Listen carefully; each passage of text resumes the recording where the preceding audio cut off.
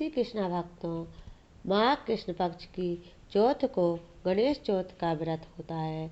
इसे तिलकुट चौथ भी कहते हैं। भक्तों, गणेश चतुर्थी 31 जनवरी को है। इस दिन सुबह पहले सिर सहित नहाएं, मेहंदी लगाएं और सफ़ेद तिल और गुड़ का तिलकुट बनाएं। इस दिन सुहागन महिलाएं अपने पति और पुत्र की लंबी आयु के लिए भगवान श्री गणेश का व्रत और पूजन करती हैं। दिन भर निर्जल व्रत रहने के बाद सायंकाल भगवान का पूजन करती है। उनका चंदन, अक्षत, फूल, दूबा से पूजन कर उन्हें तिलकुट का भोग लगाती है। गणेश भगवान की कहानी कहती हैं और आरती करती है। चंद्रोदय होने पर चंद्रदेव को दूध से अर्घ्य देकर अपना व्रत तोड़ती है। इस बार चंद्रोदय का समय 8:35 पर है। गणेश भगवान की बहुत सी कहानियाँ हैं। हाथ में गेहूँ चावल लेकर कहानी कहनी सुननी चाहिए। कहानी इस प्रकार है। गणेश जी महाराज की जय। प्राचीन समय की बात है। एक शहर में 2 भाई रहते थे। बड़ा भाई अमीर था, छोटा भाई गरीब था।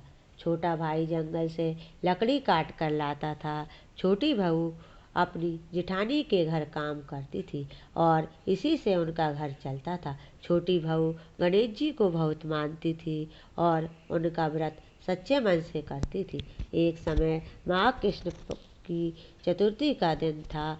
छोटी बहू ने व्रत किया। दिन भर जेठानी के घर पर काम करके जेठानी से कहा, भाभी आज मेरा व्रत है, मुझे कुछ भोजन बनाने को दो। जेठानी ने उस पर गुस्सा किया और उसे घर से निकाल दिया। वह घर पर आकर भूखी प्यासी सो गई। घर पर कुछ नहीं था, न उसने कुछ बनाया, न गणेश जी की पूजा की। उसका पति जंगल से आया तो पति ने खाना मांगा तो बहू ने सब बता दिया। तो छोटे भाई ने उसकी पत्नी को खूब पीटा। वह दुखी मन से गुस्से से सो गई। उन दोनों को भूख से नींद भी नहीं आई। रात को गणेश जी महाराज सब जगह से खूब तिल, लड्डू, पूड़ी पकौड़ी खाकर छोटी बहू के घर आए तो उसे दुखी देखा। उससे कहा, माँ मुझे नींद आ रही है, कहाँ सोऊं? बहू ने कहा, कहीं भी सो जा। गणेश जी महाराज सो गए। रात को गणेश जी ने कहा, माँ मुझे सोच के लिए जाना है, कहाँ करूँ? बहू ने नींद में कहा, कहीं भी कर ले, इतना बड़ा घर है। गणेश जी ने उसके घर के चारों कोनों बीच मजोटे में सोच कर ली। गणेश जी ने फिर पूछा कि मैं कहाँ साफ करूं? उसने गुस्से में कह दिया, मेरे सिर से पोंछ ले। गणेश जी ने ऐसा ही किया। सुबह गणेश जी महाराज चले गए। सुबह वह उठी तो उसने देखा कि उसका घर हीरे मोतियों से जगमगा रहा है। घर में इतना सोना चांदी हो गया और उसका घर महल में परिवर्तित हो गया। उसका सिर सोने जैसा चमकने लगा। सबने पूछा तो उसने रात को जो भी हुआ सच सच बता दिया। जेठानी ने होड़ से गणेश जी का व्रत करने लगी। अगली साल फिर तिलकुट गणेश जी का व्रत आया। देरानी ने जैसा कहा था जेठानी ने उस दिन वैसा ही किया।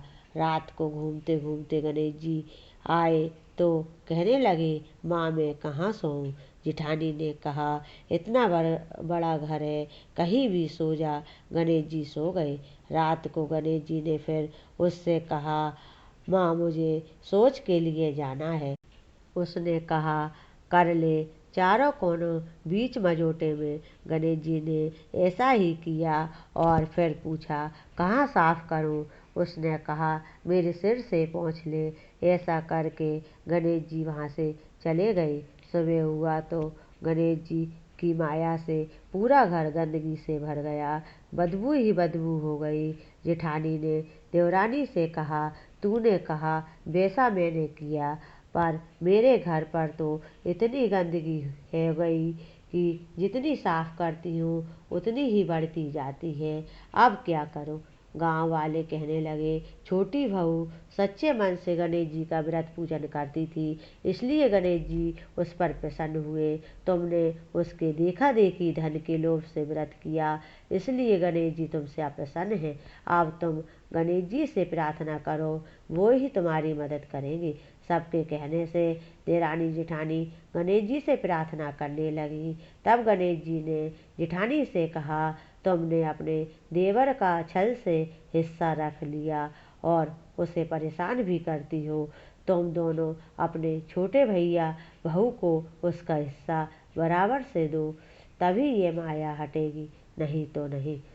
गणेश जी के कहने से बड़े भाई ने छोटे भाई को अपना हिस्सा दे दिया और गणेश जी की कृपा से दोनों हंसी खुशी रहने लगे। गणेश जी ने अपनी माया समेट ली। भक्तों, सच्चे और निस्वार्थ भाव से पूजा पाठ का अवश्य फल मिलता है और गणेश जी महाराज प्रसन्न होते हैं। बोलो गणेश जी महाराज की जय।